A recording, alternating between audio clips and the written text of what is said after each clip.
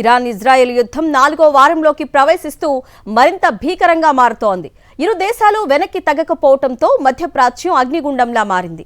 నిన్న రాత్రి ఇరాన్ ప్రయోగించిన క్షిపణులు ఇజ్రాయెల్ నగరాలను తాకాయి. ముఖ్యంగా ఇజ్రాయెల్ అణు పరిశోధనా కేంద్రం ఉన్న డిమోనా లక్ష్యంగా ఈ దాడులు జరగడం కలకలం రేపుతోంది. మరోవైపు అమెరికా తన గగనతల దాడులను ముమ్మరం చేసింది. ఇప్పటి వరకు 8,000 ఇరాన్ లక్ష్యాలను ధ్వంసం చేశామని అమెరికా సెంట్రల్ కమాండ్ ప్రకటించింది. అటు లెబనాన్ రాజధాని బీరూట్ బాంబుల మోతతో దద్దరిల్లుతోంది. తాజా పరిస్థితులపై మా స్పెషల్ రిపోర్ట్. యుద్ధం మొదలై 22 రోజులు గడుస్తున్నా ఇరాన్ పట్టు వదలడం లేదు. ఇజ్రాయెల్ దక్షిణ ప్రాంతంలోని డిమోనా, అరాద్ నగరాలపై ఇరాన్ క్షిపణులతో విరుచుకుపడింది. ఈ దాడుల్లో ఒక 10 ఏళ్ల బాలుడితో సహా డజన్ల కొద్దీ ప్రజలు గాయపడ్డారు.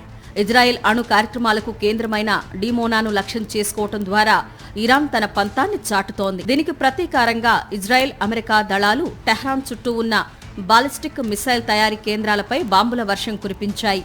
ఇరాన్ యొక్క అత్యంత కీలకమైన నటాంజ్ అణు కేంద్రం సమీపంలోనూ పేలుళ్లు సంభవించాయి. అయితే అక్కడ రేడియో ధార్మికత ఏమీ విడుదల కాలేదని సమాచారం. ఇప్పటి వరకు 8,000 లక్ష్యాలను కొట్టామని అడ్మిరల్ బ్రాడ్ కూపర్ చెబుతున్నా ఇరాన్ మాత్రం లొంగిపోయే సంకేతాలు ఇవ్వడం లేదు. ఇటు లెబనాన్ పరిస్థితి మరింత దయనీయంగా మారింది. హిజ్బుల్లా స్థావరాలే లక్ష్యంగా ఇజ్రాయెల్ బీరూట్ను జల్లెడ పడుతోంది. 8 లక్షల మంది ప్రజలు నిరాశ్రయులై వీధుల్లోనే గడుపుతున్నారు. లెబనాన్లో ఇప్పటికే మరణాల సంఖ్య 1000 దాటిపోయింది. యుద్ధం కేవలం మధ్య ప్రాచ్యానికే పరిమితం కాలేదు. హిందూ మహాసముద్రంలోని అమెరికా, బ్రిటన్ సంయుక్త సైనిక స్థావరం డీగో గార్సియాపై కూడా ఇరాన్ క్షిపణి దాడులకు ప్రయత్నించింది. అయితే అమెరికా యుద్ధ నౌకలు ఆ క్షిపణిని గాలిలోనే పేల్చివేసి పెను ప్రమాదాన్ని తప్పించాయి.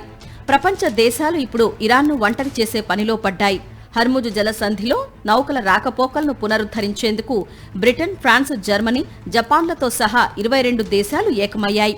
ఇందులో చేరిన మొదటి అరబ్ దేశంగా యుఏఈ నిలిచింది. ఈ 3 వారాల పోరులో ఇప్పటి వరకు 2,300 మందికి పైగా ప్రాణాలు కోల్పోయారు. ఇందులో అత్యధికులు పౌరులే కావటం గమనార్హం.